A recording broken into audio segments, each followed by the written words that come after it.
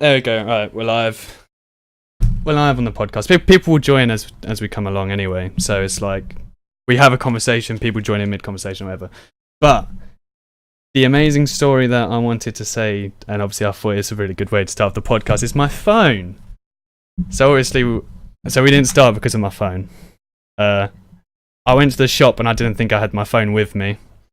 I was going around the house, I was tearing up furniture and shit, and so my dad quickly gave me a lift back to the shop, and I was as we were pulling up, and I had the phone on, like I was ringing my phone from my mum's phone. We saw a light underneath a lorry. Okay, like this is like it would have been a 9-wheeler lorry, like one of the big lorries. It wasn't just a small one, and it was parked over my phone, and then it pulled away from my phone and drove off. And also, if that phone would have fallen out of my pocket as I got out of the car originally, so that means my dad would have turned over the phone as well. It's fine.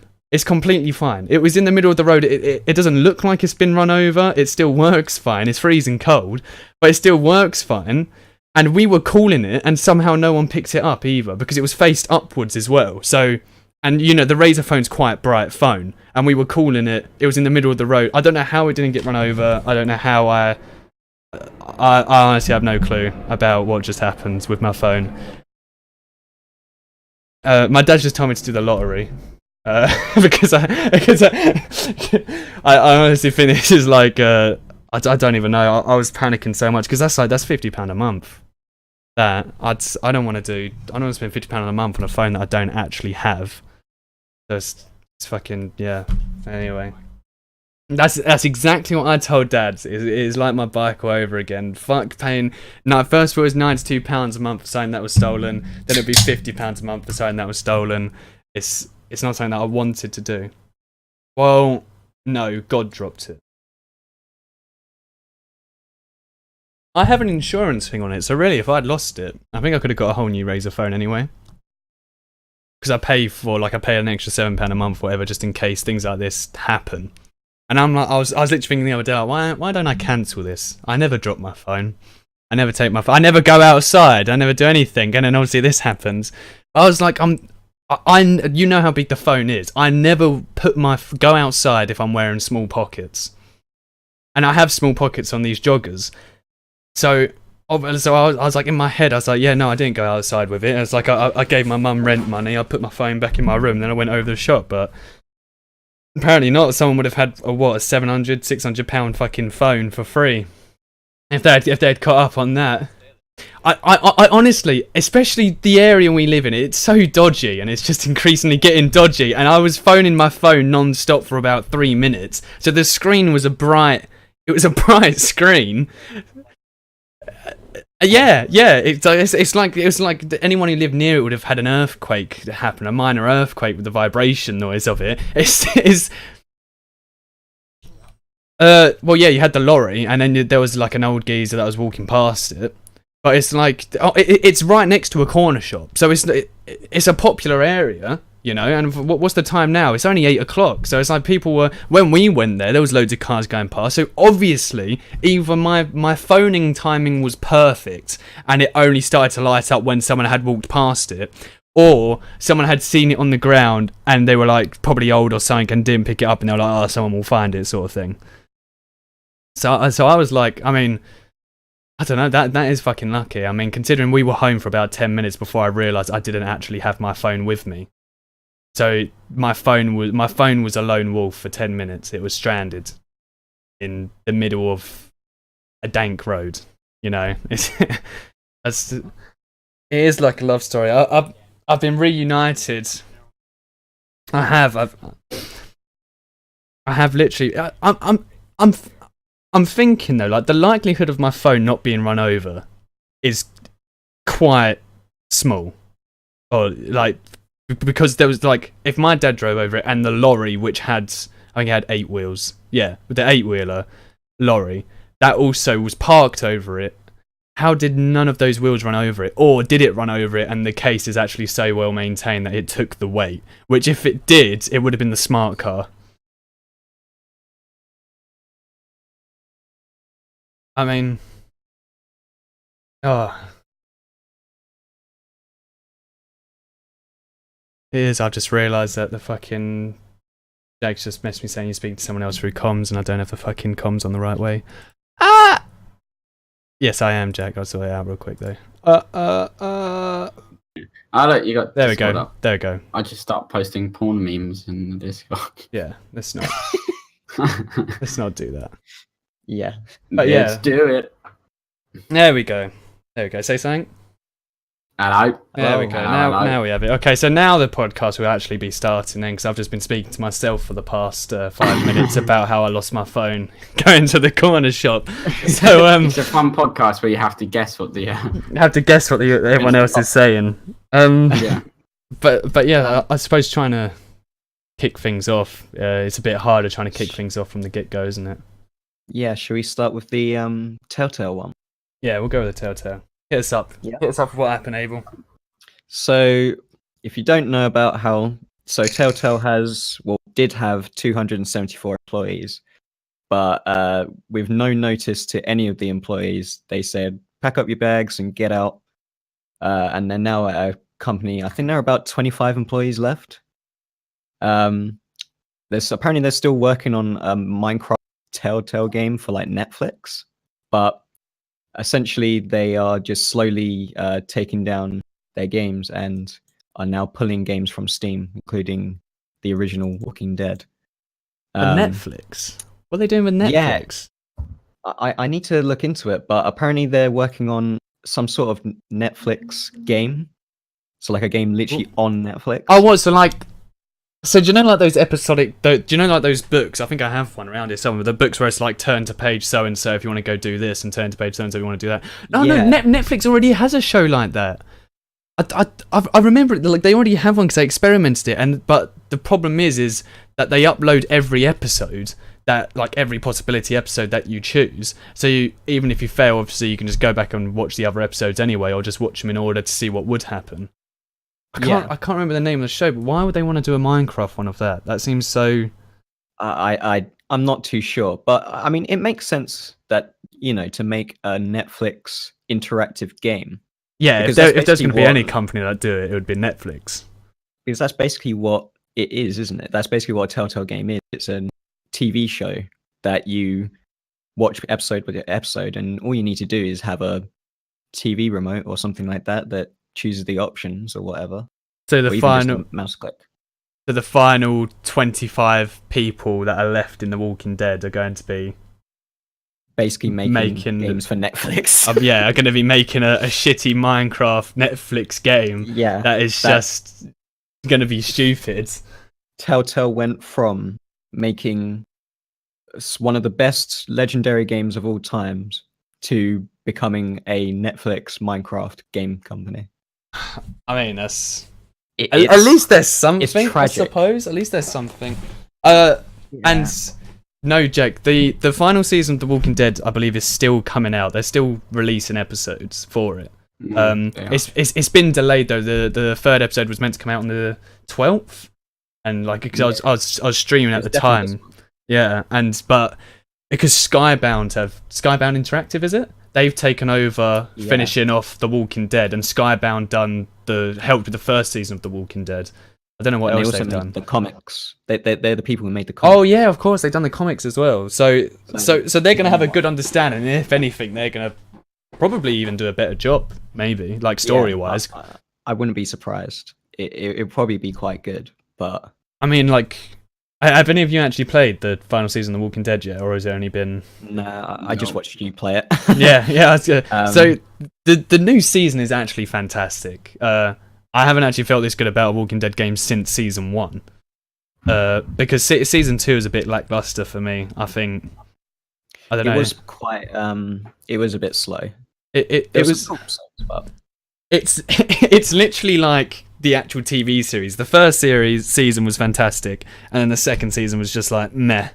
And it's exactly the same as a TV series because the second season was so it was so terrible. And then the third season, that was the Final Frontier, wasn't it? Yeah. They also made the Walking Dead Michonne. I'd never even touched it, and I don't want to touch it. I played it. It was almost like an experiment with their new engine. It was quite cool, but it was laggy and crappy, and yeah. But was the It- story? I Sonic get it. spent loads of money on that engine, and now they get to use it. Exactly. Well, is yeah, that new it's- engine the one that's being used with the new season now? Yeah. Oh, Yeah. okay. It's the first. I think it's the first proper game that's actually used it, isn't it? Because Yeah, like I the guess it would Michonne be. was only like experimental. If Yeah. Michonne was meant to be experimental, Oh that no, is. I mean the Final Frontier, I guess, was using it as well, but that was Okay. a buggy mess again. Was the Final It- Frontier using it? Yeah, definitely. I like. You can tell the difference. I suppose from where it like I had such a long gap between playing the Walking Deads, and then when I came to the Final Frontier, it was more so because like, oh, I want something to stream. And it's like, our Telltale games are piss easy to stream. Was the Game of Thrones on the new engine? No, that wouldn't have been the new engine, then, would it? Nah, that was quite an old game technically. I think then the final season's the only game that actually makes it seem like a new engine. I could not have told you that was a new engine on Final Frontier playing it myself. But then with the new season, they've actually implemented new stuff. Like they've added collectibles as well that you put around your room, isn't it? Like I have the deer skull above my door or whatever. Yeah, I will say what's tragic about this whole thing is that I was actually taking the piss out of it earlier before we started the stream, but I am actually kind of upset that they're not going to make a Wolf 2. A Wolf Among Us that would have been 2. quite good. Yeah, Yeah. I think that would have been quite good. I think You know? it's one of the many things that Telltale as a company, I suppose, will look back on and think like, oh, we had such a good start as a company. We made The Wolf Among Us season 1. We made The Walking Dead season 1, and these were fantastic games. They were easily Forget the Back to the Future game. fuck off. Yeah, They were the Batman, even the Batman one actually. The first season of Batman was pretty good, I thought. And I was like, I never played it. oh, the second one I was halfway through, but it was just exactly the same thing, so I got bored. But yeah, it's like, so we made these brilliant games, and then, but instead of trying to focus on making these games, like, or trying to improve or making better stories, instead we've gone for, let's make Minecraft season 1, you know, let's make Game of Thrones, in which the Game of Thrones season was nothing like Game of Thrones. It was... It's cash grabs. They didn't push anything. Yeah. Every single game was pretty much exactly the same. Like once you play one Telltale game, you've played them all. Yeah, I You know, see. it's just a story that's different. Whereas you could look at like certain other games and they actually tried to push it and change it. Like, you know, you still got they keep the part that everyone likes, but they add to it and make it more undeveloped, you know. They could have taken so many different parts of stories and stuff like that and actually made it a lot more wholesome than just A bit more intricate as well. X, Y, and Z. Yeah, but the thing is, they just wanted, at the end of the day, their business, and that would have taken more time and probably would have only made a bit more money. Whereas they could just bash out loads of games exactly the same, and sure, they're not as well reviewed, but they make a lot of money. So I mean, that's what a lot of companies do nowadays anyway. I mean, look at the yeah, at the end of the day, it's a business. And even them, they still folded as well. So, I mean, that kind of just highlights the games industry, because the games industry is not stable at all. One day you're going to have a job in a lovely £1 million company, and the next day that company's going to fold. And that's just how it works, you know? What was Hello Games never went bust, did they? Did they fire Sean? Is it Sean Murray? That was the lead developer of No Man's Sky. Is that? I don't think so. It was something more, but they didn't go bust. I've actually heard Hello Games are actually trying to fix No Man's Sky. Yeah, they're actually doing a really good job. They got rid of the main guy, who was just like a lying piece of shit, and then now they're actually trying to resurrect the game. I mean, the people are saying that it's actually half decent now. I've played it, and I've like, if this is what it was like on release, I would have liked it. You would have got so much shit, but yeah, they liked. That's the problem. That's what companies do. And that's exactly why I can't get into the game at the end of. Like, I launch up the game and I'm like, oh, it's actually an okay game now. Like, it's playable, but I'd still, if I could, refund it because I'm just so annoyed from it. But then, why didn't you refund it when you got it first? Because this is the thing with No Man's Sky. When you first played it, it was fantastic for 2 hours. Yeah. For 2 hours, usually 2 hours. Yeah, like, honest to God, because everything's new and you're learning everything. So, like, when you're on that first planet, it's fantastic. But then, as soon as by the time you've fixed your spaceship for the first time, you've made the hypercore and fixed up your ship to actually be able to go into light speed to go to a different system, it's been 2 hours and you can't refund it then. And obviously there was a rumor going around as well where they was like, oh yeah, if you ask Steam will actually give you a refund on this. It was bullshit. Steam won't didn't give you a refund because Steam are fucking scumbags as well. I mean, they only actually had the refund Yeah. system implemented last year or something like that. And I think they only did it as well because they had to. Yeah, exactly. It's a bit longer than last year, but yeah, it's been out for a bit longer than that. Yeah. But I remember like it's like it wasn't around when you pre-ordered Dark, and Dark was shit. It's actually That was a funny long because time ago, even Origin has a better refund system. I'm pretty sure you can refund it in a day, but you can play it as long as you want. Oh really? Which is, yeah, I think that is a rule. It's because it's digital rights, isn't it? You have 14-day back. Well, this is a 14-day refund. I have to have on products. I feel as if that's like that should be what it is. Not 2 hours. I remember I bought Raft. Me and Ethan, and someone else bought Raft. Was it you, Aaron? No, it must have been Aiden. No, it was with Aiden. I don't buy bad games. Yeah. He says having Dark. Hey, one mistake, boy. I say it anymore. And Halo ODST. No, minus the multiplayer was good, but the actual that's game. the only reason I got it. I mean, ultimately. But yeah, so with we bought Raft, and Rafts. Do you know what Raft is? No, I don't I know assume you got a raft. The concept is you're on a very small raft. You're on a 2x2 raft in the middle of nowhere in the water, and you need to use a hook to reel in like different woods and water that's just floating in the water around you to then expand your raft and sail towards islands and other loot chests and stuff. And then you hunt animals to get food, and it's a survival game. It's another survival game. It's a very unique output on a survival game, which I think if it was out earlier, it would have been really good. But yeah, it is just another survival game. It's basically that Wilson. What's Wilson from? Wilson, Castaway. Yeah, there you go. Yeah. But so Castaway the game. It was lit. So it was pretty much. I think it was Castaway anyway. But yeah, it was pretty much that. But we were playing it, and I remember streaming it, and I was like, right, if I don't feel overwhelmed with this game within 2 hours, I'm gonna stop and refund. And I remember we stopped playing 1 hour and 59 minutes into gameplay. So then we were just before the refund time. And in that time, yes, I got bored of the game in that time. So I think it was a fair refund for me to do anyway. But come games that are actually decent, or like or games that say take longer to actually get better, I think 2 hours is quite a short time to have a refund policy, really. Yeah, I mean, I was going to refund Dead by Daylight at one point, isn't I?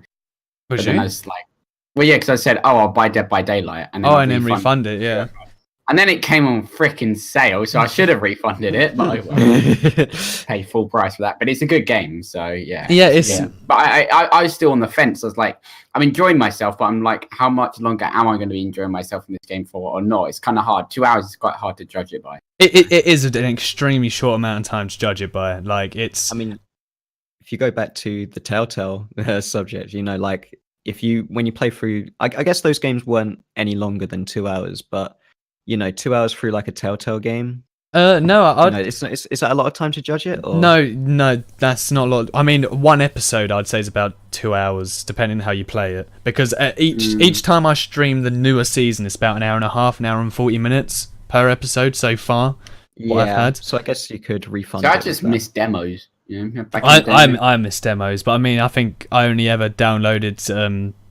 Actually, no, I didn't even download a Walking Dead demo. I downloaded a demo for something. Play the first episode for free. The new Walking Dead game, you could play the first part of the first episode. So that's pretty good. I actually still own that bit. So yeah, you can. I think that's the only game I've seen with a demo. Recently, no, because you can do it with Life is Strange as well. The newer one? Episode. The older one. The new one. Yeah. The first one you could play the first episode for, because I played it on Xbox, I think it was. Yeah, I remember playing, because I remember you went through a weird phase with gaming where you just got obsessed with one game. Like I remember, first of all, it was Dark Souls. You were just completely. That's pretty much games in general, mate. Well, no, it's not. Like I don't know. It's hard to say. Like maybe it's because back then, when you weren't at uni and stuff like that, we were obsessed with gaming in general. But I mean, we still flicked between games. But I mean, with Dark Souls, it depends how good of a game it is. Maybe it was because it was a single player game that was a bit surprising to me. But yeah, like I remember Dark Souls, you'd completed it, and I was like, "Can we play something else now?" You're like, "No, I'm replaying it," and I was like, "Oh, I suppose I better give it a go then now." And then now you know the joy. And now it's my favorite. It's my favorite franchise of games, like hands down. Like, well, not on console. other than Bloodborne. Actually, oh, it's hard, but yeah, like yeah. Struggle. But the same happened with Life is Strange though, except I couldn't jump on the bandwagon with that because I remember you completed that and then you started playing it straight away again because you just loved it, but I was like I couldn't do that. Oh, it's great. I love Life is Strange so much. Yeah, I mean, and they still need to play the second one. Yeah, I still need to play this. I need to stream the second one. I know that. I think Aaron told me, Abel, that you said that you wanted me to stream it. Yeah, I definitely. Just make sure I'm not there so I don't watch it. Yeah, it's like, but it's just I don't pay for my games now. I share Callum's games, and with Callum's games, I play. I don't. Yeah, so I don't pay for my games anymore. I mean, how much Life is Strange is like 30 quid, isn't it? It's not 15 quid, is it? It's quite. Yeah, I'll quickly check for you. I'm pretty sure Life is Strange isn't one of those cheaper games anymore. I mean, when I got Life is Strange the first one, it's like £20 or something like that. So I think I got it. No, I think I played it off Abel's account. Life is Strange. I remember ditching a day of no, it was probably yours. 'Cause I remember ditching a day of school and coming around your house and playing Life is Strange. Oh yeah, you can buy the first episode for £6.49, and then you can buy the rest of them for £26.99. Oh yeah, so it's still not. Yeah, it's about. So is it £26 for all the episodes? Just 2 to 5. I mean, all the episodes you could pay £32. There you go. Oh, okay. So it's about 30. Yeah. Yeah. I mean, I like as much as that's cheap for games nowadays. Apparently, yeah, that is a cheap price. Apparently, I don't know. I think it's more so I would say it's an average in a sense because it's only AAA games that have it really expensive now, isn't it? Yeah. Like the main AAA games Basically, are the ones that you're going to games. console games that are then being ported or already had their own version on PC have now busted up their prices to £50-60. But then indie games, I think the average price for indie games now is anywhere between 15 to 30. Actually, I wouldn't even say 30. I think 30 is a bit Life too is much. Strange isn't really an indie game. Well, it's Square Enix. It's not an indie game, but I class it as an indie game because it's one of those games. It's like, I don't know. It's like a small budget game. Yeah. But I'd just class it as an indie. It's a B game. A B game. A B game. Yeah. Rather than it's not a triple A, it's a B. But then I have triple B. Triple B. Well, I don't know. Before the Storm was definitely not a triple B. Before the Storm, I didn't even finish. That was like. I finished that one. It was pretty naff though. I mean that's when talking about the Walking Dead Michonne, it's kind of comparable to that, to be honest. Yeah, it did seem like I feel as if what they wanted to do in a sense was just be like, Chloe's a lesbian. Like, look, we're good with this type of stuff. Please like us, sort of thing. And I was like, you're trying to really elaborate on the whole Max and Chloe thing that you done in the first one, which you done brilliantly. It was really well done. And you just tried to expand that out into an entire season, and it didn't work. They tried to make it a bit more. I don't know. It was like the first one was like a bit almost special. It was almost there was a lot of passion in that. Clearly. Oh yeah, 100%. And yeah, it's obvious that the new ones are more or less a cash grab. I mean, I don't know. I don't know what the new one's like. But... I mean, what money? I mean, I haven't really heard reviews about it. I suppose I reckon if I looked at the reviews now, it would say mostly positive. But from where I haven't heard anything, but mind you, I didn't hear anything about Life is Strange 1, other than tell Aaron and you and Alex told me. So look on. I reckon it's probably. Alex played it. I reckon it's mostly positive. Oh yeah, I reckon it's mostly positive, but I don't know. I'll eventually get around to playing it, but at the end of the day, it's still a bit. Oh yeah, it's very positive. So far. I found out something, and I told Aaron this earlier, and I want to see what you think, Abel. How much do you think someone pays Ninja to have an hour of advertisement on his stream? I don't know Ninja. Well, you know Ninja, I take it, but you've never like. I've not watched. No, I mean, Cisco team, right? No. You don't know Ninja is either. Pajamas. I don't know Ninja. They're in Cisco team. Ninjas in pajamas. Yeah, but that's Ninjas in pajamas, not Ninja.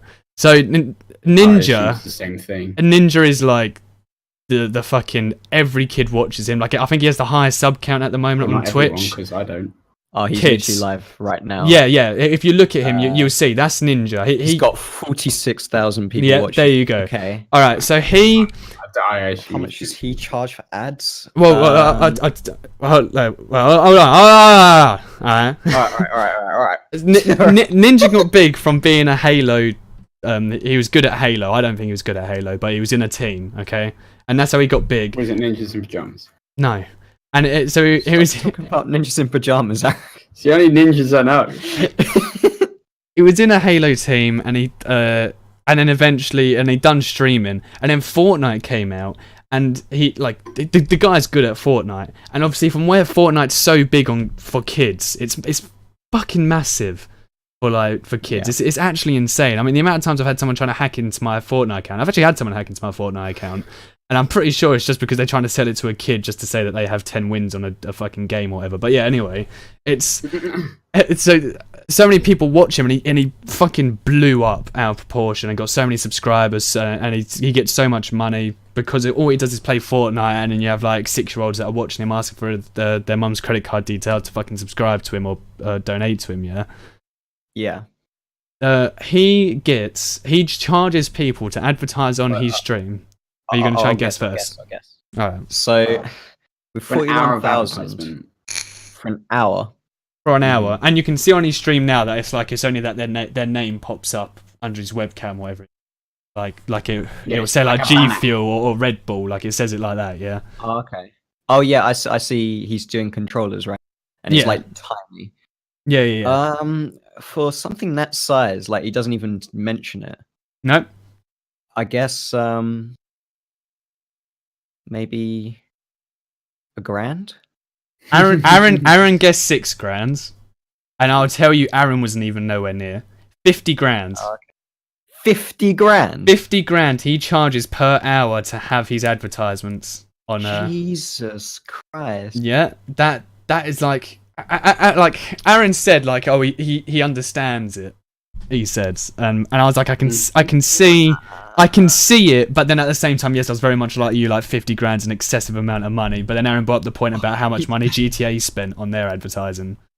I just it's advertising point, Red Bull as if well. someone's going to come up to you and say, So each Will one you- of those so he's done like, he cycles through 3 advertisements. So right now he's got at least 150k in his pocket. Well, it depends how much. Yeah, pretty much. But then you obviously got Red Bull as well, because obviously you always see the Red Bull fridge. I take it Red Bull have obviously paid him more because he has that shitty little Red Bull headband he puts on whenever he wins a game or whatever, and then he has the Red Bull fridge in the background.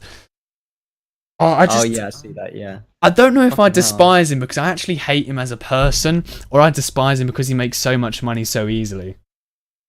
I think it's a bit of both. I think it's a mixture. put a lot of effort and work into it. But he obviously knows what he's worth. If someone's going to come up to you and try and ask you to put an ad in there for $2,000, and then you're like, no, I'm worth more than that, and then they'll give you 50 grand for it. Of course you will. You're going to get every single penny you can out of it. Man, Yeah. I'm a fucking sellout. It's So. advertising. Yeah, if Red Bull is hearing this right now, I know there's only 4 stream, but if Red Bull is hearing this right now, we're willing to charge you. We'll charge you $5,000. $5,000. You can come on ours for an hour. £2.50 and I'll take £2.50 Red Bull. Red Bull never sponsor the podcast. I don't like Red Bull. I'd much If you prefer send me a Monster pack or of Red Bull Rockstar. now, pour it into my I didn't go over the shop and buy 12 Red Bulls to have because Red Bull just tastes like medicine and not even good medicine. It doesn't taste like You're Calpol hurting and the Nurofen. sponsorship, You're man. not helping us, man. You're not helping us. I just want Monster. It's a dream come true if Monster was to sponsor me. It's like no matter what I do. I know the person who works for Monster, so I'll get them to sponsor. You know somebody who works for Monster? No. Yeah, I could. I didn't think so. I think that would have been something that you would have told me earlier. It's like your fucking granddad or your great granddad making the fucking Rossi ice cream, whatever the fuck it was that you said it Yeah, was. boy. Rusty's ice cream for life. Pure bollocks. Okay. No, Should it's we, true. Yeah, Should we yeah. bring yeah. up a new article? It's not bollocks. Why would I just make up bollocks like that? It's really random. I don't. Yeah, I know, but you know, like sometimes you hear those random stories when you're a kid, and then you just believe it. Like I remember being told a story about, and I always bragged about for people for some reason about me calling up my dad's leg, stealing a bit of chicken, and running away to the other side of the room, like when I was like 3 years old. You know, it's like one of those stories. Why was there chicken on your dad's leg? Plate. I climbed up his leg Oh. and stole chicken from the plate. Oh. No, yeah, Like, where are you stealing the chicken? my dad put chicken on his thigh and let me climb up his leg to steal the chicken. No, it was on a plate. Like it's like that's some hardcore paedophilia right there. it could have been one of my dad's How not can I get paedophile. this kid But just to put it out there. But yeah, Just put that's some chicken.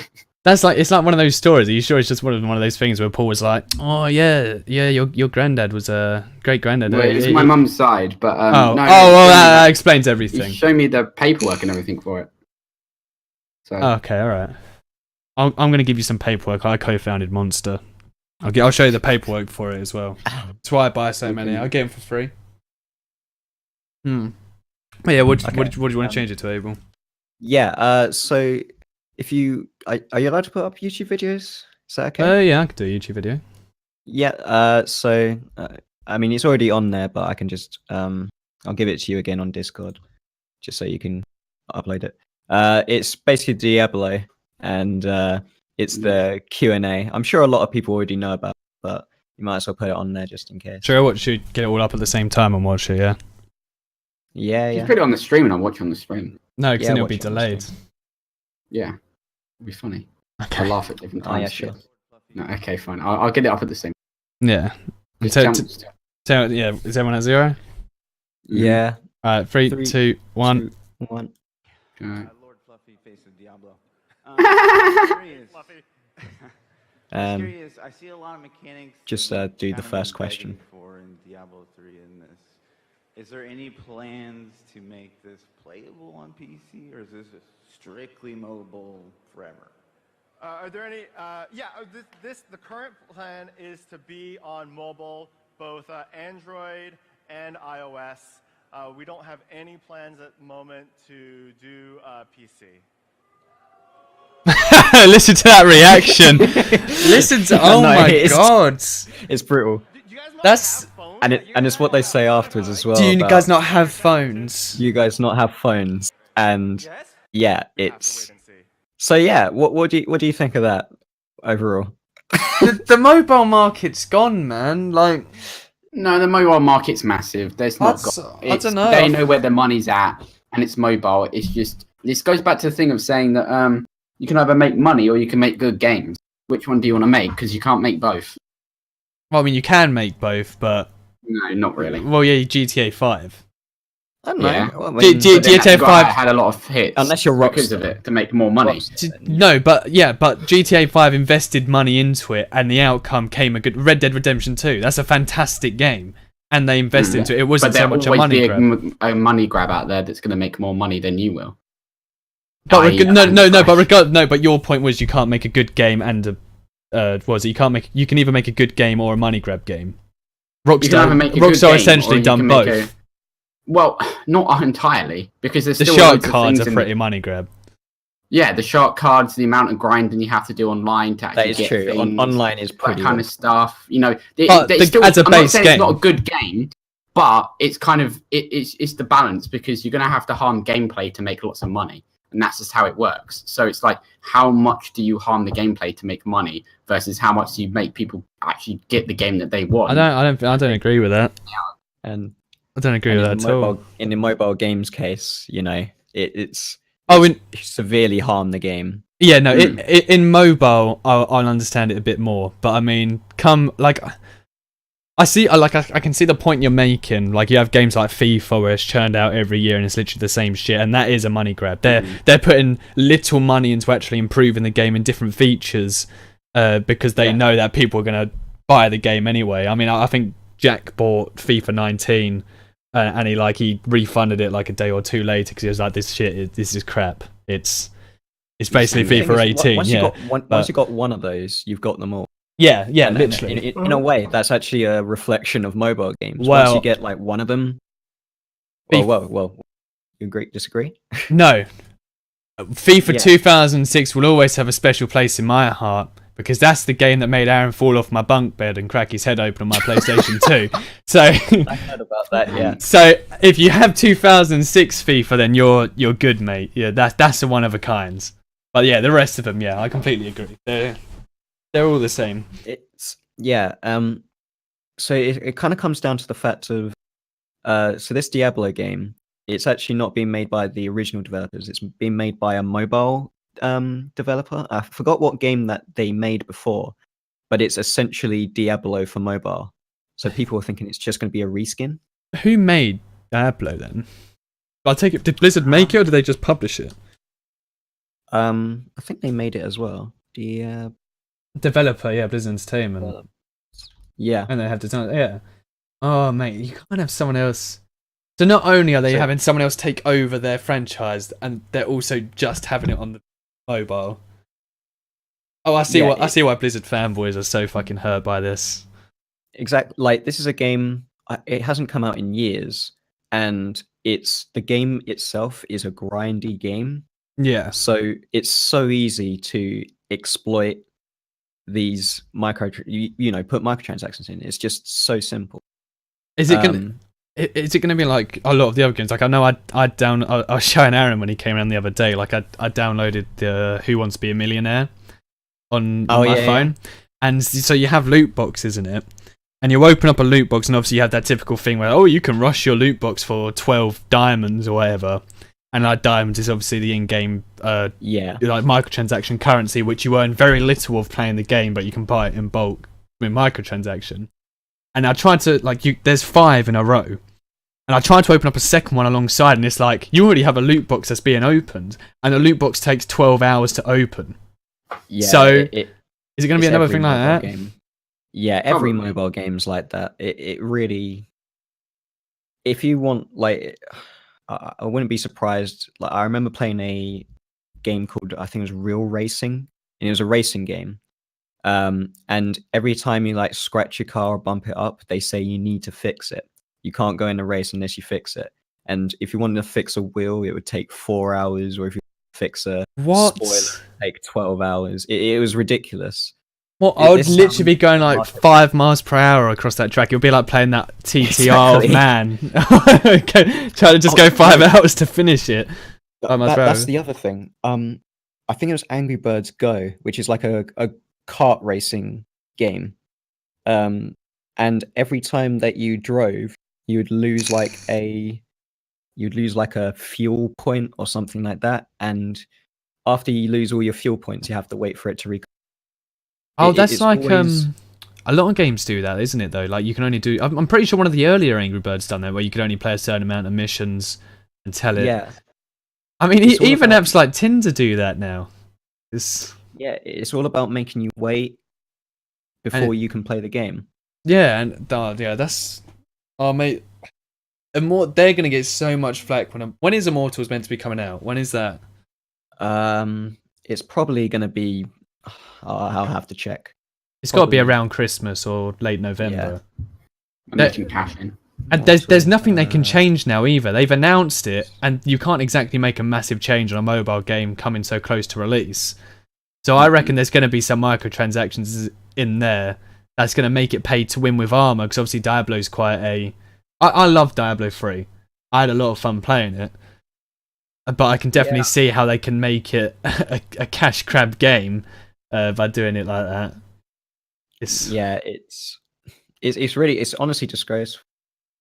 It's just, but this is where the market's going. I think it's not only mobile though, is it? It's multiplayer as well. I mean, you got Fallout 76. It's doing exactly the same thing. It is, as Aaron said, it's looking where the money's at, and it's focusing on doing that, and they're appealing more to the money than they are the gamer. I mean, I remember first coming onto the PC, like when I first, obviously I only started playing the PC when it was Minecraft, and there wasn't none of this early access bullshit. I suppose you could count Minecraft being in beta, sort of it, but like it wasn't a thing on Steam, you know, like early access wasn't a big thing, and you had none of these.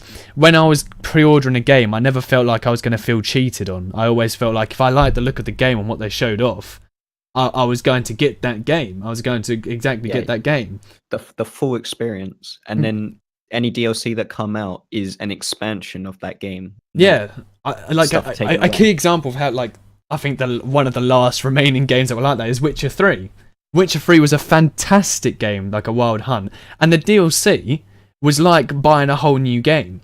The DLC was like almost, like, I think some people said one of the DLCs, I think Blood and Wine, is actually better than the base game itself. And it's like, and you're only spending like £15 on the DLC, like per one, obviously. But in fact, the original Red Dead Redemption game, when it had the Undead Nightmare, that was fantastic. That was good. Exactly. And some people might say that was the better game. Yeah, I mean that is where essentially like that's when I can say DLC is acceptable in this sense. What I didn't accept, and Dead by Daylight's one of the people like this, is when it's an early access game and they're bringing out paid content.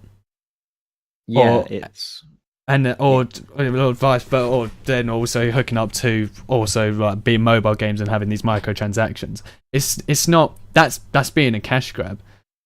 The problem is it's just the way you do it nowadays, because games are getting ever like increasingly more and more expensive to make, and there's no way to avoid that if you want a cutting edge top level game. But the average consumer doesn't want to keep spending more and more money. They're still doing it. They try selling games at £60, but we know we still don't want to pay that. We, for a AAA game, we like to pay £30. So now you have to kind of think, how else can we make the money? So the other ways that they're trying to make the money is by pumping out the same games every year, by putting in these microtransactions to try and get people addicted, stuff like that. You got to find other ways to make the money in creative ways, because at the end of the day, you still need to sell your game, and your game's not going to sell if it's a subpar game. Yeah, there's going to be a limit where you can sell a standard edition game. I mean, what was the I don't know what game it was that came out. Indie games. Yeah, but some indie games are fantastic. Do a game for a game's sake, but they're not the top level things, but they're still actual games. Yeah, you pay for what you get. I agree with you there. I think I only have I think I can literally count the amount of companies I know will make a good game on one hand, because it's like I couldn't even count Bethesda now as one of those companies. Now Fallout 76 has been released, I've actually lost my love, and I'm scared for Elder Scrolls 6. I don't. It might be just a one. See testing the waters. If this becomes a failure, then they're gonna realize it and go back to possibly making good games. I wouldn't be so hesitant. I mean, Elder Scrolls Online was quite highly praised, wasn't it? People actually liked ESO. Yeah, I think so. And that, I suppose they were just trying to. Okay. Yeah, I suppose they were just trying to do that with Fallout, but then ESO was again riddled with microtransactions, and the DLC for it was very much like. I think the only decent DLC that bought out was the recent one, which is Tamarel, which is only because it brings back the Oblivion 2 map, is it? And that's the only reason people liked it. So it's like, I don't know. I don't really like Bethesda so much as a company now. I think Rockstar and CD Projekt Red are like still the only people now that I'm like, oh yeah, I can trust you as a game developer. Is Project Red the people that made Witcher? Yeah, and they're going to be making What about people that made Outlast? People make up Red Barrel. Yeah, Red Barrel. Red Barrel's good. I trust. They're an indie company though. I was trying. Red Barrel's an indie company, or at least they were for Outlast 1. I'm not sure if they are now. I thought they were owned by a publisher, because all indies. They might be now, but I'm 100% sure Outlast 1 was an indie. There was definitely an indie. But yeah, studio. Are they UK studio? I don't know. I don't know if they're UK. Most of their games are based in America. I just assumed most American games are American publishers base their game in America. Oh, Canadian. Canadian, there you go. But yeah, Red Barrel I suppose is one of them as well. Like when Outlast 3 comes out, I'll most likely buy Outlast 3.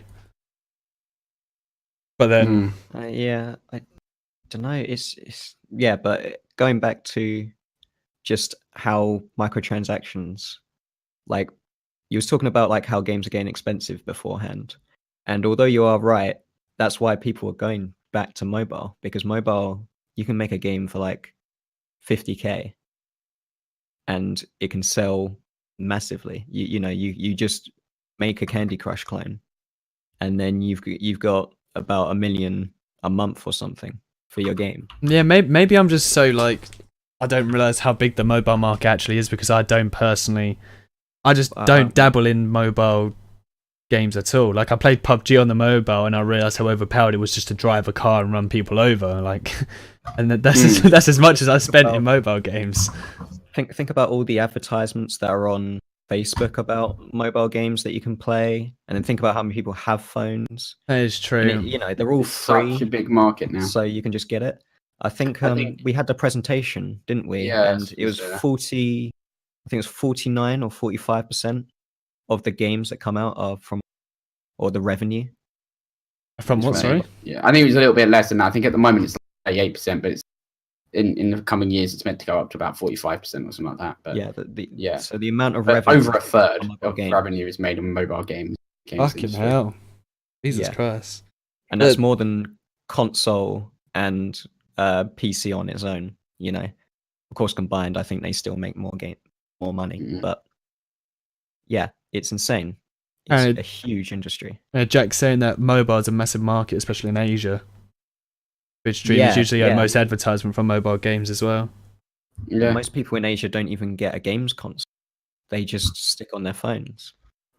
It's mad. It's mad to think. I think it's like I don't know. I don't know. Maybe I'm just such like a hardcore PC fanboy that I can't spread my likeness to games to other devices because the the games I've played on my phone are just hardcore cash grabs. There is good games on mobile, but you have to put the money in to do it. You have to actually pay for them. I spent 69p to get Usain Bolt on Temple Run. Does that count? Yeah, no. There is games like there was one I'm thinking about getting called Florence, which is like it's kind of like a story-driven mobile game about like a couple like in a relationship and stuff. Yeah. There was of course Monument Valley. That's probably the most famous one. It's simple, but it's I think it was $2.99, and you just get the game and the DLC that came with it. There was no other microtransactions for it. It was just a £3 essentially game. Exactly. And how long was it? It's about 3 or 4 hours. Yeah. So if you think about it, that's still good if you say £1 an hour. Yeah. Yeah. It's about this, same way you probably play a console game. Like a typical story-driven console game, you probably play about 16 hours, but pay 40 quid for. Yeah. But then if that's going off of Aaron's thing, I don't normally use that as a decider if it's worth my money or not. Like I see where it is, but like, for example, have you ever played I Am Alive, the game by Ubisoft? I know what it is, but I haven't actually played it. It's that game. It's like a post-apocalyptic game. Isn't it? Yeah, and you have like these massive dust clouds that you need to be inside for and stuff, and it's got very dim colours and stuff. That game cost me, I think, £15 or £20. I completed it in about 4 to 5 hours. So obviously that's like quarter of the price of what it actually is. But I thought it was fantastic. I thought the story was great. I thought this is worth my money because I actually enjoyed playing the game. Yeah, and Portal, that was. Oh yeah, Portal can be completed in like 30 minutes. The fastest person that completed Portal. I can complete the game in about 45 minutes now. Yeah, exactly. And that game's about that's £12-15, isn't it, Portal? Yeah, and it's one of my favorite games ever. Yeah, exactly. So like if I buy I have nothing against mobile games. If I buy a mobile game that's a small amount of money like this one you're talking about, and it's actually 3 to 4 hours worth, even if it was say like a £5 and I only paid 2 hours of it, but it was good, then I'm okay with it. But the thing that I struggle to find is just like the mobile market. I think they're very similar to how we are now, or like how the gaming companies are now for PC and console gamers. They don't make it for a good story. They make it for what they can get the most money out of. Yeah, they make it as fun as they can possibly can in order to make you spend money, essentially. Yeah. If anything, they actually make the games on mobile quite boring, and they say, well, if you want to make it fun, just pay money. Yeah, and it's just not a mindset for companies, man. I feel as if it's a bubble. People are just eventually going to go, done with this. It's like loot boxes, isn't it? It's like the loot boxes was a bubble, and that was an ever-expanding bubble until Battlefront 2 were like, blammo. You can't get everything in this game unless you spend over $2,000 or you spend over 2,000 hours of gameplay grinding. It's I think I remember Evolve actually had like microtransactions at the start, and it had like £200 worth of DLC before you could even buy the game. Oh yeah, I remember that. Yeah. Oh, that was insane. And then now it's a free-to-play game. Yeah, now it's a free-to-play game. But people forgive it. I mean, Team Fortress 2 is exactly the same. Team Fortress 2 was a free-to-play game, but for you to get every single hat and item, you had to put numerous and numerous hours into the game. I think he was saying I think someone said it was about at least 800 to 1,000 hours into TF2 to get it all, because obviously you can get everything playing the game. It's just very rare. But the big excuse they give as well is they say like, "Oh, you don't have to get everything," but it's like, but this ruins the game experience when you don't have this certain item and stuff like that. Exactly, and it's even worse if it gives people an edge, so it makes it a pay to win. Like Planet Side 2. Planet Side 2 is definitely a pay to win game because you can buy yourself stuff that just makes you stronger. Same as it's Aztec Champions by High Res. Call of Duty does it. Destiny does it. All those kind of shooters. I'm looking forward to seeing. Yeah, because I remember it being quite out in Call of Duty Black Ops 2. We bought the season pass. On the first DLC, a new gun came out called the Peacemaker, and it was quite a strong gun. And I remember it being just like fucking people up with it. And it's like you can only get this if you have the DLC. It's like the hybrid gun, wasn't it, between the assault rifles and SMG? Yeah, exactly. Both worlds. Oh yeah, FIFA Ultimate Team as well. FIFA Ultimate Team's massive for being this sort of pay-to-win thing. Like, you're only going to get good at FIFA Ultimate Team if you invest loads of money into opening packs to get yourself good football players.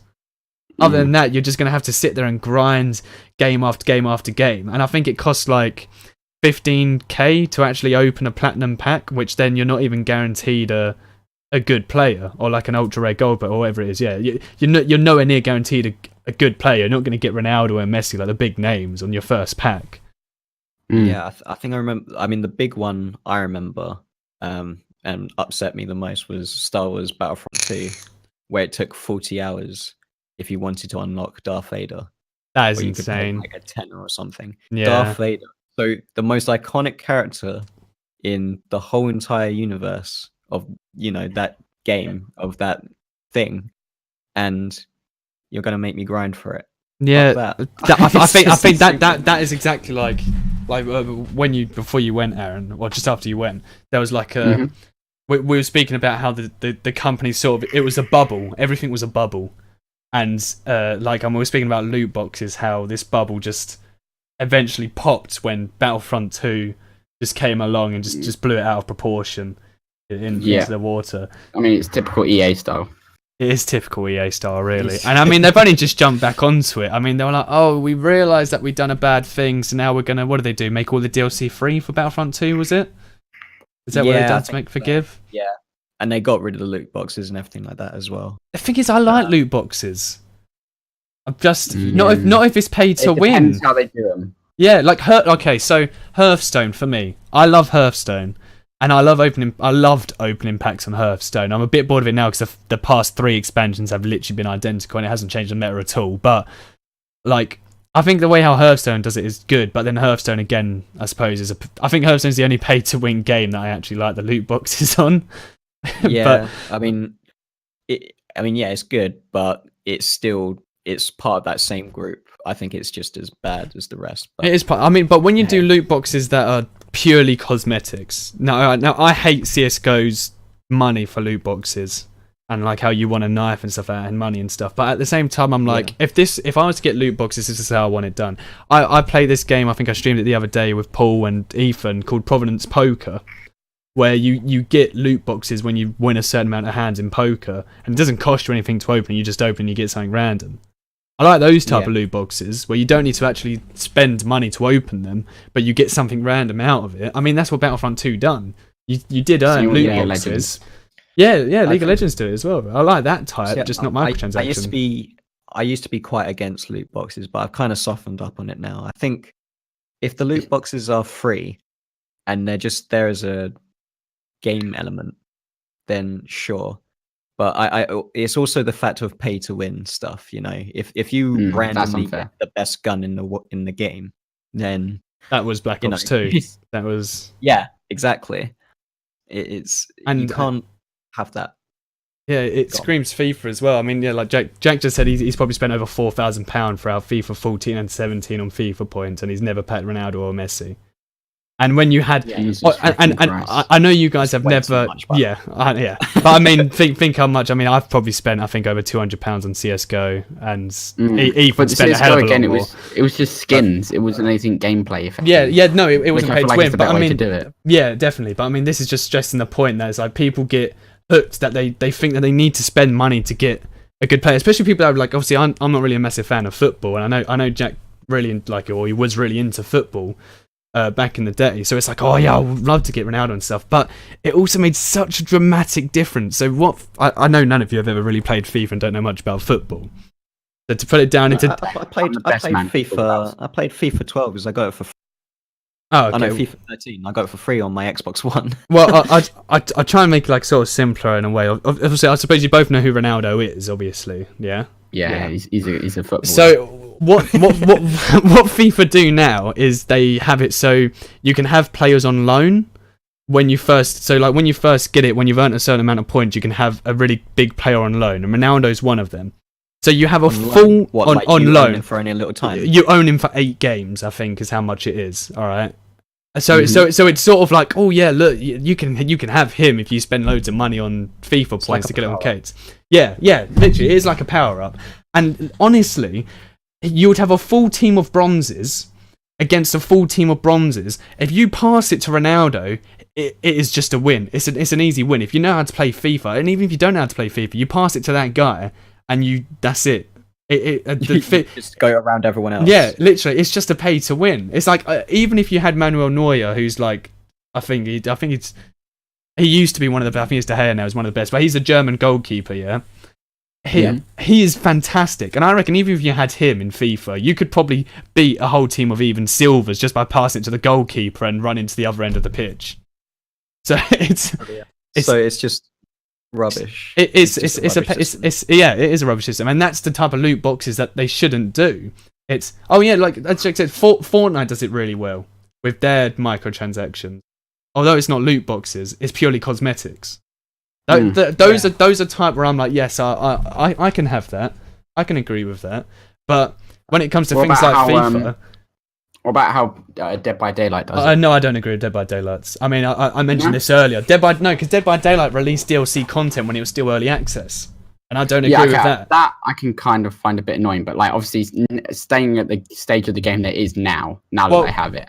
Because I never played it while it's early access. Okay, I would say Dead by Daylight already seems like a complete game. I know it's still in early access, but I don't think it is anymore. I think it's released, isn't it? Yeah, I think it is released now. Oh, okay. Yeah, Steam page. But I still don't agree with it. Like, I love Dead by Daylight, okay, obviously. But, I would not personally buy the Mike Myers, Freddy Krueger, the Doctor. How many is there? There's Mike, there's Freddy, the Doctor, the Spirit, the Clown, the Hannibal as well. That's 6. That's 6 DLC killers off the top of my head. Not to mention that you have Laurie, Katie, Ace, Quinton, Detective Trap, Adam, and those are 6 survivors.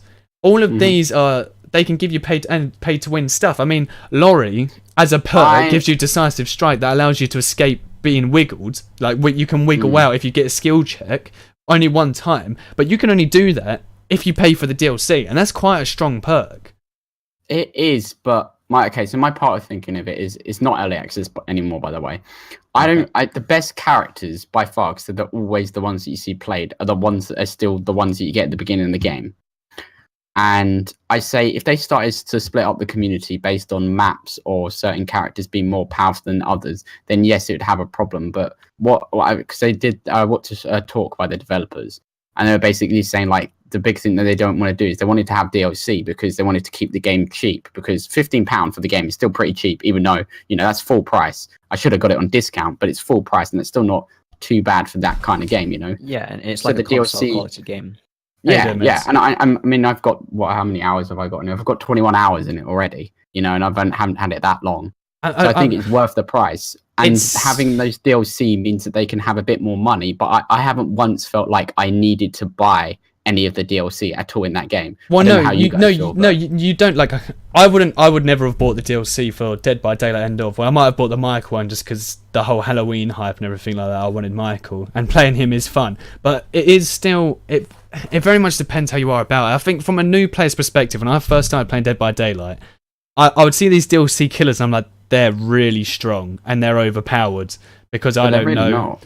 Well, no, that's because now I know how to sort of play the game. I'm a bit more knowledgeable. But I mean, first starting off, it was 100% pay to win. I mean, that barbecue and chili perk, where it allows you to see survivors' auras that are out of a 32-meter radius when you hook a survivor, you can only get that if you have Hannibal. I mean, there's certain perks and stuff that when you're a new player that are really annoying to go against. But then you actually learn the game and then you realise that there's no real perks that are really overpowered. And you can still, as you can see in the store, you can still get all the perks of other people that you don't have. I don't know. I don't know yet. Thing, in the perspective of the survivors, like, since I've only played as a survivor, I haven't even played as the killer yet in the game. Mm-hmm. Since, you're always going to be... the pay to win element, I think, only works when it's an even playing ground. But in this, it's kind of like you can have any killer, so you're your own. Yeah, I don't know how to put it. It is all about how well you play as a game. Like, I'm sure there's someone out there who's never bought any of the DLC, but is a fucking insane nurse. Actually, no, it happens. He's an insane nurse player, and nurse isn't a DLC. Nurse is a default killer. And they can get easy wins with the nurse. Like, I'm not doubting that, but I definitely feel as if to begin with, it felt like a pay to win thing. Some of these, like, to begin with, it felt like a pay to win game because I didn't know it, and I'd be up against these killers that are ridiculously overpowered. I mean, in a sense, that Mike Myers, when he gets evil within level 3, he can one shot you and put you straight to the ground.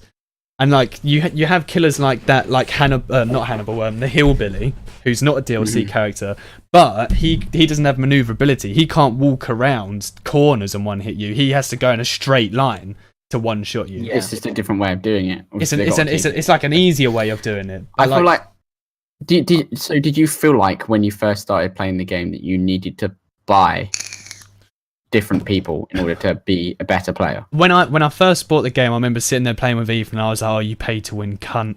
Those would be things that would come through my head when I get killed by a DLC character, because some of the perks they had was stronger. Maybe like back in the day, you guys wouldn't have even been able to have known because obviously you've only played it up until recently. Yeah, I'm basing it on my small knowledge of the game. I think I played it like a couple of years ago. I played it near enough when it originally came out as early access and like the first DLCs came out.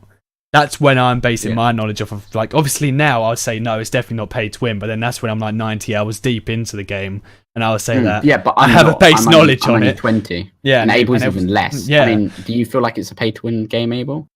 Can you buy the blood files, like the blood echoes or whatever? No, but you can buy, or I think it's erratic cells with which you can only get through microtransactions, and you can buy killers with that or cosmetics.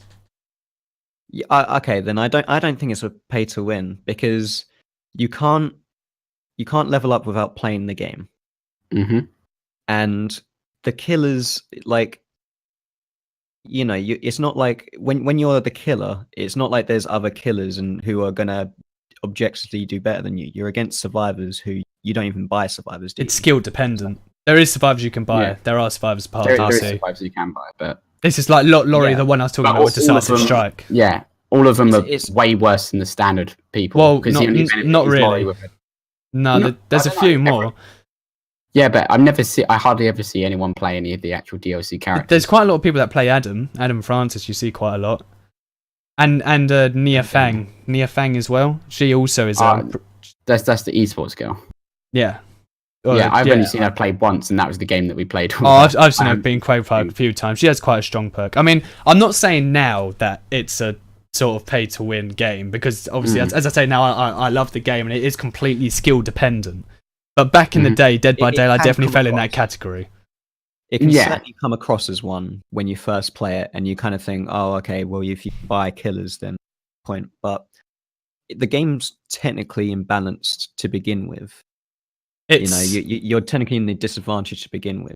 I I think you could go through the game though without paying anything. Oh yeah, no, you can easily go for the game without paying for any DLC. It's just fun to experiment with other killers and stuff. I think the thing that you said about how you start with a disadvantage, I don't think it's a disadvantage. I think what I found out recently is obviously realising perks like barbecue and chili, nurses calling, and then perks like decisive strike and borrowed time for the survivors. I realised that both parties are so overpowered that they clash a lot. Because it's like if one killer's not running barbecue and nurses calling, but then the survivors are running dark sense, self-care and stuff like that, then the survivors are obviously going to seem to the killers overpowered. But then when you're up against a killer that's running like we had a hex that blocks exit gates if someone gets hooked while the exit gates are open. Block the exit gates for a minute, I'll have you know, and that he killed Ethan and Paul in that time so no one escaped. That's pretty overpowered. That's fair. And nurses calling where you can see someone healing within a 32-meter radius. That's overpowered. If you're a survivor going up against those and you have nothing to counter it, you're like, oh fuck, killers are overpowered. I think it's not so much a sense of an unbalanced playing field. It's a sense of both parties are so strong, but you need to invest time into that character to make them strong. And which I suppose you can't. Yeah, and which I suppose you don't need to pay for it. It is game time. Yeah, and you can get perks. As you know, you get perks as teachable perks, or you can buy them from the store with in-game, like not real money. Well, I think you can buy them with money. No, I have to. Iridescent shards. I don't think you can buy iridescent shards. I'm pretty sure you can only buy the erratic cells. So iridescent shards are only thing again that you used to be able to buy them. But yeah, now it's only something that you can get from leveling up. There you go. So you have that. So and you can get all the perks from other characters and use them on any character at that point anyway. I suppose maybe then what. I'm pretty sure Dead by Daylight, I'd still say Dead by Daylight was a pay-to-win game. But I think they must have realised, they must have realised it and sorted it out. So why am FIFA doing this? Because it's EA. I don't know. Yeah. EA money. You know, they go together way too easily. Do you know, here's something as well, actually. So a lot of people think that the new sort of way about games is having it on a... So you spend £15 and you have access to any game you want to play. But that's £15 a month. That's like Netflix service. Yeah, like Netflix service. Yeah, so it is like a service. So like Origin obviously are doing it with their Origin Premium Access, and I was debating about doing it myself just to try out Battlefield 5. But that means you can play any game you want to for as long as you want, but you're spending £15 a month. Do you think that's going to be something that becomes bigger? It depends if studios go together. That's the problem. Like if it was any game on Steam, then yes. But when it's only like a few EA games, then no. Well, I think I think this is why Xbox and Sony have done it, because Sony has a PlayStation Now. Oh yeah, I forgot about that. Xbox has what's it called? Xbox has it was something like Xbox Game Pass, I think it's called. Yeah. Because you can play the Game Pass on the PC as well. And you can access any you can access PS3 games and Xbox 360 games, and like a couple of PS4, Xbox One games. The only way it's going to work is if it's the new games. But say if Steam would you be happy to spend £15 a month to play any game on Steam, but you're spending £15 a month? I think I'd do that. I would a bit like. Oh, okay. You might as well say why, and then I'll. Because alright, so the thing is with £15 a month. Obviously, it's not too much. Well, it is sort of enough. That's how much Dead by Daylight costs. All right. Now, I'll have access to the entire library of games. I can play whatever I want. But at the end of the day, how many games do we actually sit down and play and then continuously play? The last game I was fully obsessed with was Counter-Strike. I spent £12 on that. I put over 1,000 hours into it. Now Aaron has over 800 hours or whatever into it. Ethan has like fucking God knows how many hours in it.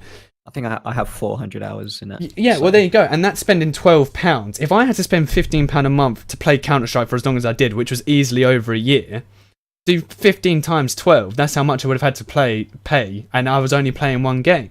You have people's Steam libraries where they only have 4 games that they play. And like... Yeah, it wouldn't be for everyone, but you got to remember it's probably more people that actually like playing the brand new games when they come out and like going from one game to another game. Oh yeah, no, don't get me wrong. I understand how people can. For it. Yeah, like I understand how there's an audience for it, but it's just it's not. I think it's definitely they'll make more money than we do. I know I'll be trying new games, but at the end of the day, I know that there will only be a handful of games that I'll be able to hold and say, oh yeah, I play these all the time. But the more and more the years go on, the more and more money you're spending. I mean, say if like the only games you played, paying £15 a month, was Dead by Daylight, Counter Strike, and what's another fucking? Yeah, I wouldn't do it then. Or The Walking Dead. Of The Walking Dead. I don't play games as much as I do now. I mean, Jax has made a good point. He's going to spend £180 on games a year. Yeah.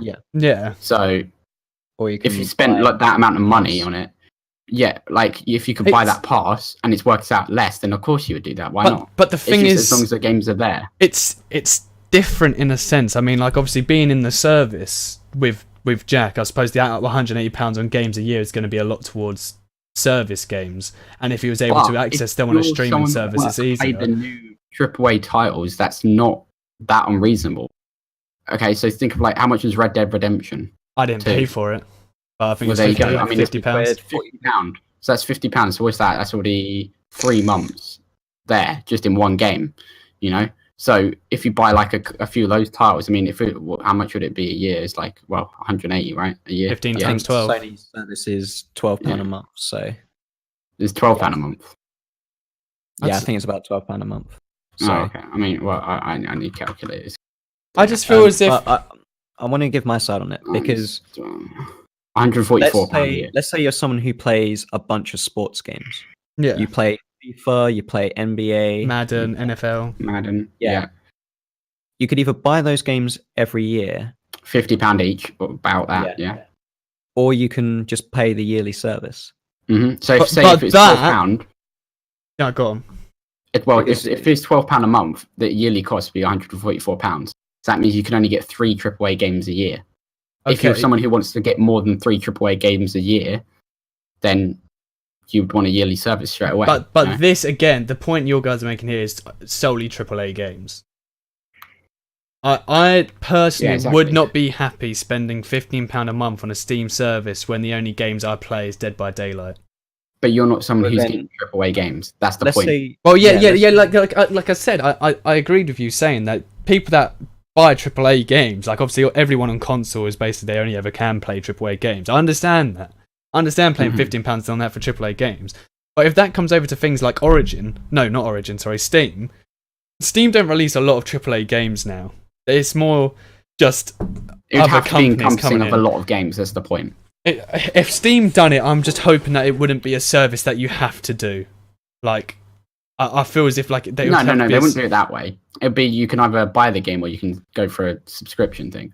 But you also remember, like, there's going to be like little games that you can go and play here and there, and you can try. You know, that's a good point about the Odin thing. No, but you're saying I know you maximise your returns, but at the end of the day, I know 2 people that have the Odeon Limitless Pass and still never fucking go. At the end of the eventually, it's a certain type of person would need. I know there's thousands and thousands and thousands of games on Steam and other DRM platforms out there that can do it, but at the end of the day, in a long run, you're going to end up spending more money than what you would have done just buying the games individually. Obviously, in a very long-term situation. Well, it depends what you play. Think about take away AAA games. Because when you get Netflix, right, some people love to just watch one TV series. Let's say it's Friends. Someone just likes to watch Friends. So you can buy the box set for like 30 quid. Yeah. Let's say you're someone who likes to play lots of different, play one game, play it for a month or so, and then just carry on. I mean, it could be achievement hunter guy who likes to get a bunch of achievements, go from one game to another. And another thing is, these games services haven't had originals on it yet, like Netflix originals. Mm-hmm. What about if they start going, let's make an original game on the Game Pass? It's essentially like a free-to-play game going on there. So then, and also, they're getting £15 a month. It might also start to remove the microtransactions from games as well, because they have a steady income now, so they don't have to worry about doing all this stuff. So games would then become cheaper to the people that have these kind of things, because you won't have to keep having all these stupid microtransactions and all that crap, because you're paying for something that the developers already know how much money they're going to get from it. You know. Now, bring it to a point of view where someone doesn't have a lot of money. And so then they wouldn't go for the service. It's no. not for everyone in the same way that This is what Netflix this is what I'm saying. If it's a permanent service, if it's something that you have to do, if Steam No, it turned wouldn't be it in, that. yeah, but I'm saying if Steam turns it into a permanent service Well, then as an that's overall wrong. But they thing, wouldn't do that. It'd be the same way that Netflix is exactly. You can go and watch anything except for Netflix originals anywhere else. You can go and pay for it on Amazon on movies and go and watch any movie if that's what you want to do. But there's a reason that people pay for Netflix, because you get so much available to you, and you don't have to worry about, oh, I wonder if this game's any good, or, well, it's for Netflix if this film's any good or anything like that, because you're not paying any more for it no matter what happens, you know? yeah, no, but Jack, the point you put there, saying £15 wouldn't even notice, right? People earn a lot of money. I understand £15 nothing. Like people that have phone bills and stuff like that, and they have like a full-time job and stuff like that. Phone bills to them are nothing. But I mean, if you had to spend £15 to play games, like even say if you wanted to, say for instance, I wanted to play Counter-Strike on Steam, but then I had to spend £15 a month to carry on playing Counter-Strike, even though within my first payment I've already paid over what the game's worth. It's not something. The assumption would be that you're going to be playing more than just Counter-Strike. I know that's the assumption, but I mean, say that was the only thing that you can do. I'm sure it would never come to it just being that type of scenario. Like Steam's always going to have this output, and they'll probably have like a Steam Plus where you can play any game you want to with a monthly fee. All right, but I'm saying if it was an actual permanent thing that you had to do, and you could only ever play games through this type of streaming service, then it wouldn't work. No, if you had to, it wouldn't work 100%. But the point is, giving the people the option. Yeah, that's what's. If Steam would never just make it as you have to, because that wouldn't work. There'd still be you can go and buy the game and keep the game permanently. Yeah, the option I understand. Like I personally think Origin, this is probably the best thing Origin has ever done, because Origin's shit. But the Origin Platinum or Premium Access, whatever it is, I think is a good idea. But I think the reason I've probably seen coming across quite arrogant about my point is that I've purposefully been thinking about it as a permanent thing, not an add-on. That's how that was my argument. It would never be a permanent thing. As an add-on, yes. No service that does that. Yeah, no. No service does that. You know? As an add-on, yes, I'd agree. But yeah, no. If it was a permanent thing, then I'd much rather not spend £15. I'd much rather spend my money on games I know I'm going to play for loads of hours, rather than spending £15 monthly on only playing 4 games that I already have and already owned, but now have to spend £15 to do it. Yeah, no. If it was a thing that you could go for, that's the point. So Steam's still Steam, exactly the way, but this extra service where you can play any single game you want for £15 a month. Yeah. So £180 a year. Would you then consider going for that? If there's, say, I mean, if you could think about it, say, I know Red Dead Redemption isn't on like PC or something like that. But, you know, you got like Red Dead Redemption. You could play Black Ops, stuff like that. You wouldn't have to pay for it. It's all under the same DRM as well. So yeah, all under the same thing. The problem is why people aren't going for it now is because there's small amount of games, and they're very specific for certain types of people. Like the Origin thing is only good for people who play sports games, because that's all. But then it's Battlefield. It's not only that though as well. If one person was to come out and do that, so like Origin has obviously done their thing. So say if Steam does it for their, like, not the way I was arguing, but say Steam does it for their big games, like a selection of games, like Humble Monthly Bundle. If you spend for Humble Monthly Bundle, you get access to the Humble library where you can play any games so long as you pay for the monthly fee. So say you're spending £12 on Humble Monthly to get all those indie games, £15 on Origins to get their access games, say another £15 on Steam to get all their access games, another £15 on GOG to get some of their access games, and Discord I think want to do their one. It'd have to be, have to be a massive blanket one. It would have to be, but then no company I don't think are going to come together to do a blanket one and split the fees. Otherwise Origin and Steam would have been together ages ago. Well, I'm pretty sure Steam would do it. Yeah, on consoles. But like, you know, that's what Netflix has done. They've got crap loads of stuff on there. But there's always things missing, of course. But yeah, they removed Big Lebowski. Yeah, but Netflix is in, what is it, like £12 a month anyway? And that's not even games. And people pay that just to watch films and TV series. So only £3 more and you can play any game. And surely you're going to get a lot more out of a game than you are going to get out of a movie. Oh, yeah, or a definitely. TV series. Definitely. You know? So I don't think it's that out of the concept to consider doing something like that, you know? Another thing, it might. I do think though it could possibly kill. I mean, I know lots of people talk about killing consoles, but it could kill consoles because they could move these services to PC. Mhm. So instead of having console-specific things, instead instead of buying a console, you just buy the service on the PC Mhm. and pay the monthly service there. And then And they could also do the offline streaming thing as well. Then that means people don't even need hardware to do it because they'll Don't do need the the hardware for you. Don't need the online. So Yeah. you can download it. And yeah. you might as well put up this article now, as it's kind of based on our subject anyway. But it's the cloud computing. The And EA Yeah. one. That's yeah. my point. Like, as internet speeds get faster, just why bother spending all the money on a PC when you can spend £15-20 a month on using someone else's? You know? Oh, is this what the EA thing is? Yeah, so this is EA's Project Atlas, and they want to basically make cloud streaming video games for all devices, mobile, laptop, and get console quality games with as little latency by using AI technology as possible. I like the idea there, but at the same time, I'm like, if the servers go down, you've lost access to your games. Yeah, that but is in the true. same way, okay, so that how often has Netflix gone down? I don't know. I don't use it enough to know. Never. I've never seen Netflix uprate is something like 99.99999%, because all you do is, if a server goes down, there's still like hundreds and thousands of other servers that are up. It's you never put one server. That's the point. You have multiple that are all scattered around, so you never go down, basically, you know. But then it's different. Like a point you made earlier, gaming will definitely be more of a bigger crowd than what Hi, please, stream than yes, Jack. Hi, Jack. Than what than what thingy is. You know, gaming's always going to be a bigger service. They're going to need bigger servers to host loads of people using clouds on the saves. I think there's more money in it. Yeah, I know, but I don't know.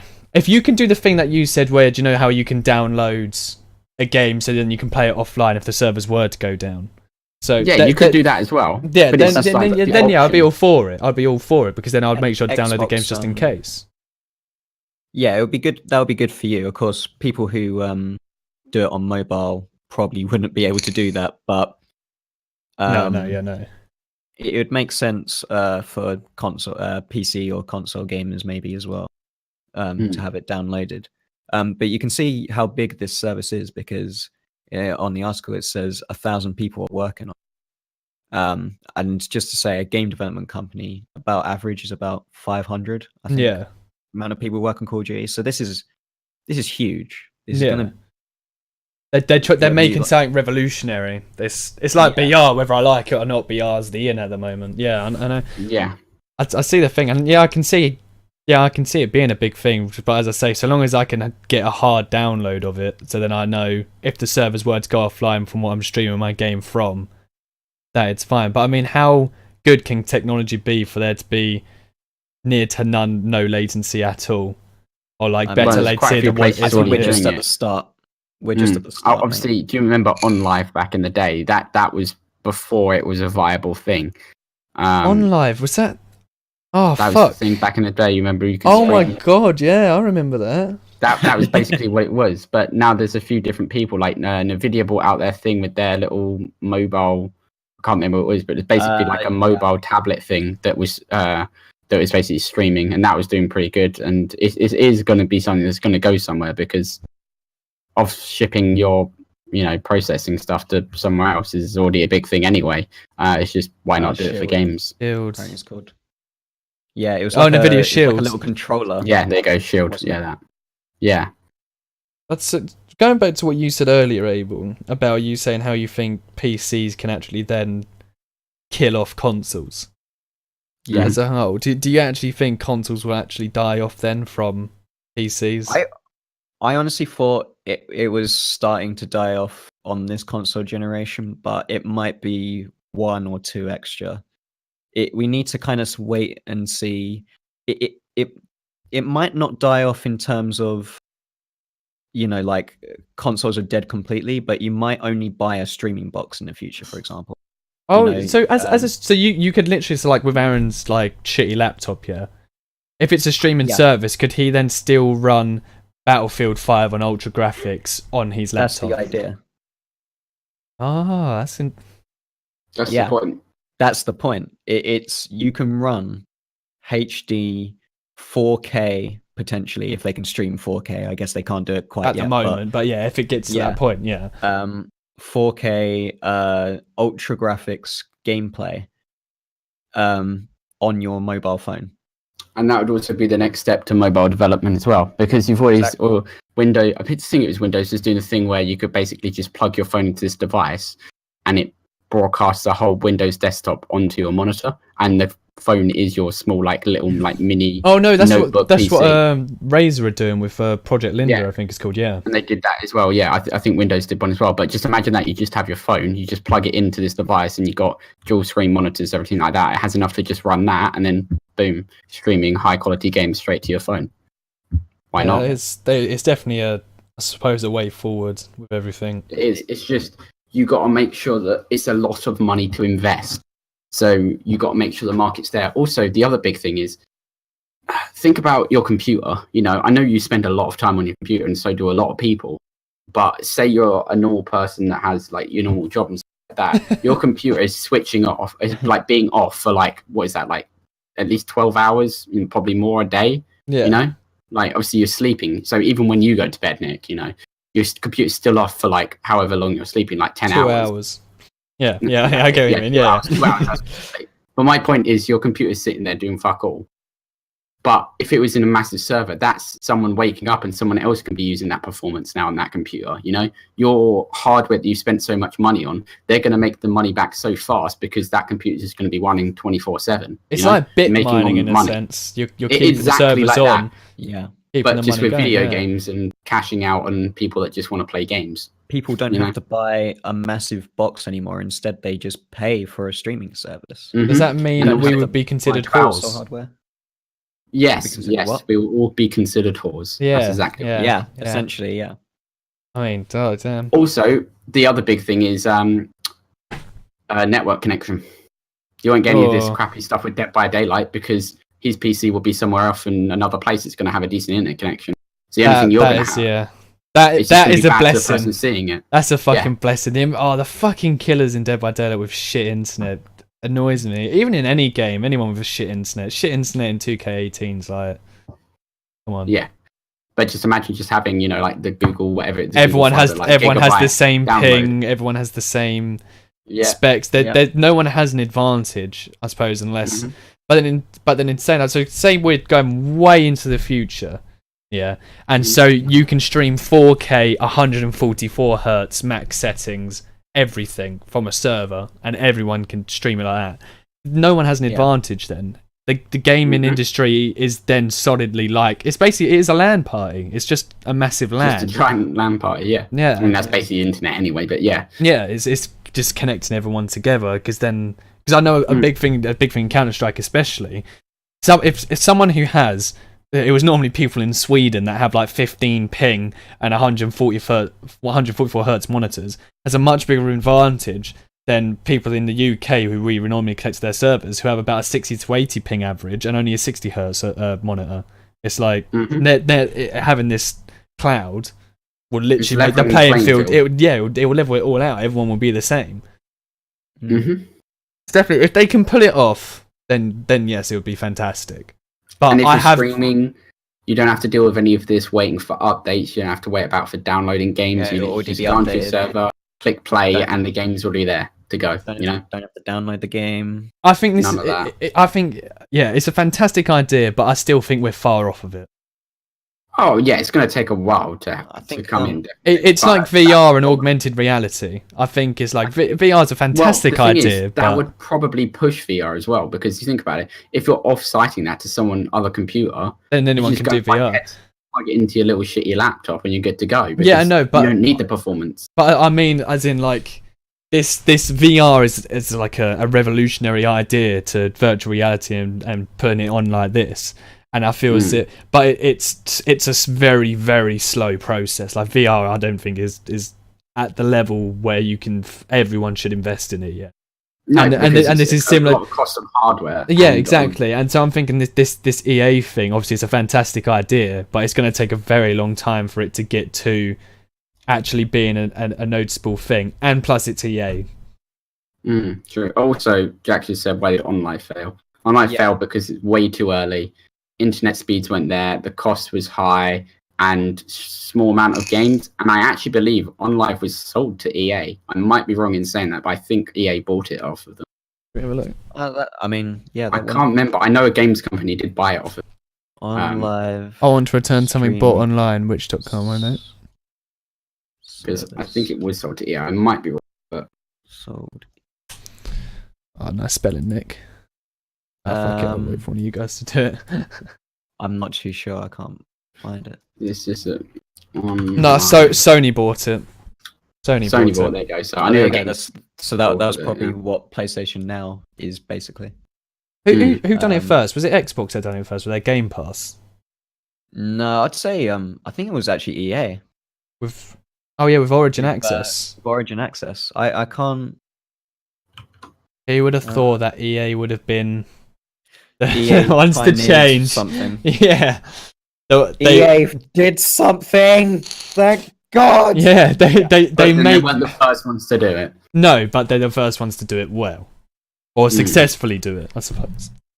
I remember I don't think I ever had it, but I remember being around yours, Aaron, and seeing OnLive and having like that whole layout of games and everything just having it.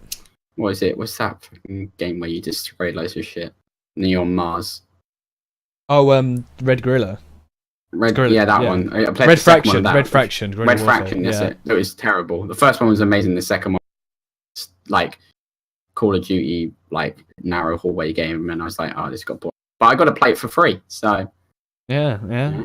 But also another good point is a big problem with PC games is optimizing them because everyone has such different hardware. So you kind of need a lot more hardware to kind of make sure you have that performance to cover games. Whereas when you come to console, because they know what they're building it for, they can specifically tailor it and optimize it. It's so good for a console that it would fix everything. The Last of Us looked beautiful, and I mean, it looks amazing, even better on PS4. But amazing that they got that out of a PS3. And the same with GTA. It's incredible that they managed to pull that out of such old hardware. If you were doing this streaming service, everyone has their own PCs, but all the hardware that's actually running could be exactly the same. So a game developer just has to make it for that one type of, hardware architecture, which speeds up development, and also it means that you can optimize it so well for that hardware. So it's a win-win for game developers as well in that sense, Although I wouldn't be. Here's where the problems are going to probably start happening, and it all comes down probably to money. The fact is, 100%. You know how I think Netflix has 2 subscriptions you can purchase, so you can buy HD and standard. Yeah, and these consoles might follow. You can get the low graphics, the mid graphics, and the high graphics. So if you're a hardcore gamer, you have to spend like 40 quid a month. I mean, it's not that. Well, it depends how much. Maybe not that much. But, I mean, I think Netflix different is a $5 or something like that between standard and high quality. I know I have the standard version, and I didn't even know until we did that whole thing with remember the Poco phone or whatever it was. I only subscribed to when I had Netflix. I subscribed to the higher edition. That's only because I obviously have a 2K resolution on my phone and I have a 4K monitor screen.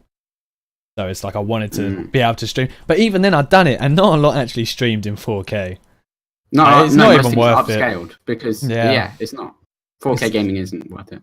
Fuck off. I love it. Don't talk shit about my baby monitor. So the good big thing is like this would bring actual 1080p 60 FPS gaming to actual consoles, because that's like the thing of it's like it's a dream come true to console peasants, isn't it? It is. It also might, in some ways, I know you're saying like consoles would die, but in some ways it might revive consoles, because consoles would then be so cheap. That'd be like a Steam Link almost, kind of thing. Like you spend like 100 quid on this little console, and then you just stream everything, because why not? Yeah. 0 calories. Do you think there'll still be like console wars, like my streaming service can stream this quicker? Probably. But how much was the PS4 and Xbox? They were about £400 when they came out. 300. Yeah, I think PS4 was about 300 and Xbox One was 450. Okay, well, let's just say 400 to make it neutral. Say you go and buy this little dongle, whatever, thing, as your computer for £100. Yeah, that gives you the streaming Amazon service. Fire Stick. This streaming Yeah, service, say it's, for 20 quid. yeah, but say it's £100 a year for the streaming service, and then it's £100 for the console. You'd have 3 years of this streaming service, and including with the console, that would be £400. So that's an actual console nowadays already paid for, and you've already had it for 3 years of games, and you haven't had to pay for any games in that period. Automatically, you're already saving so much money because you haven't had to pay for any of those games over those 3 years. You haven't had to pay for an expensive console to play the games in those 3 years, and it just does everything for you. That is essentially you've literally grabbed. So companies want as much money as they can get off people, but then also they want to make everyone happy and everyone get everything beneficial, like optimization of games, good internet, be able to run any game with any graphics. Two impossible things that you never thought could be in one, smashed together, and this is what they're trying to create. It is literally the best possible thing. Now. Well, that's what Atlas is going to be. But the thing is, you was talking about the dongle thing. You don't even need a dongle. You can just have a phone. Yeah, I was just saying an example. I was saying like the Steam Link. Yeah, you're one shit around because it involves a dongle. Yeah. Fuck the dongle. You got a mobile phone, mate. Yeah, no one wants your shitty mini nod live crap, right? We want. I mean, my point there is that people probably want to have a mobile phone sitting next to them and not plugged into it. It's basically the Switch. Just think of it as the Switch. Yeah. Yeah, Like just plug it in, but just permanently plugged in, and then whatever, you know. It's the Switch, but with actual, console games. Yeah, and just imagine like you can only play certain games when it's plugged in. You're streaming, but then you can unplug it and then just take it around and play like your little 2D whatever games on it. Have some fun, play your shitty Candy Crush, and then plug it back in again, and then off you go and start playing. I don't know, like, fucking Call of Duty because you're a retard. Could you imagine that you have a streaming service and you're going to have such a variety of people? Do you think though, like, to bring this streaming service as a thing, obviously gaming's going to be knocked out of proportion, like everyone, near enough everyone will be gaming. How much will that actually affect society? There's bigger problems than gaming in society. Do you think it will stop crime? Society? Because every It's gonna stop crime. you're gonna I have the EA single-handedly stopped crime. I will deliver a public streaming service. The BBC gaming service. You have say you have EA Atlas streamed anything and anywhere. I could have my very old fucking Nokia phone that I used to play Snake on. If it allows me to download this DRM with the cloud, suddenly I can play everything. The big thing is these things would have to have fast internet speeds. That's the big thing. Yeah. But you have to have decent internet speeds in the whole country. So that is being rolled out, but that's the main thing that'll be slowing it down is having fast internet. But I need to ask, why did you think that this would possibly stop crime? It's a very long. I want to know your thought process. I don't mean it as in like just stopping crime completely, but I mean imagine. So quite a lot of the world are gamers, I'd say, in general anyway. And a lot of limitations for gamers are not having money to obviously be able to make or buy a really good PC, or maybe some mobile gamers want a console but they don't have enough money to buy a console. If suddenly you can play anything, stream anything at high graphics or anything for like a really cheap price of like how cheap like a basic laptop is, or a basic phone that's more portable, or like a Switch for instance, but a Switch that can actually play games that aren't 720p all the time. It's suddenly a lot of people are going to be a bit more involved out on the streets, like going to be a bit more like you'll see gaming a lot more when you're walking around. Like it's very rare I walk around the streets and I see someone actually like playing on a Nintendo Switch or on a phone or something. Yeah, that's because you don't go outside. All right. Point taken. On the 2 hour trip I had to London Victoria to then come to where you live and then back again. All right. In that time, You just want to stop the guy robbing you, don't you? I didn't see anyone at all on a gaming thing. I feel as if gaming is a bit more like out there, if it's a bit more mobile like that. I know stopping crimes completely is a big like no, obviously not. But I mean, basically, because of your trip, you're like, I didn't see anyone playing mobile games. There was some guy trying to steal from me. So maybe if he had a phone and had games, he wouldn't try to steal from me. It's going to dull society. It will dull society. I mean, maybe. I like people aren't gonna go though. You know, like people in America, like they have a massive healthcare issue. They're not gonna go like, oh well, thank God I got this video game service. Now I don't have. Well, I mean, I don't know. Yeah, like, exactly. A lot of people get hit by cars too, so that way they'll die. It's brilliant. It's like it's and then they'll be in debt, and they'll be like, right. Well, I haven't got good healthcare, but you know, at least I got my streaming service. I think obviously it wouldn't stop crime or anything like that, but I definitely think it will impact society in a way that people wouldn't really expect it. I mean, video games get shat on for creating violence and making people violent.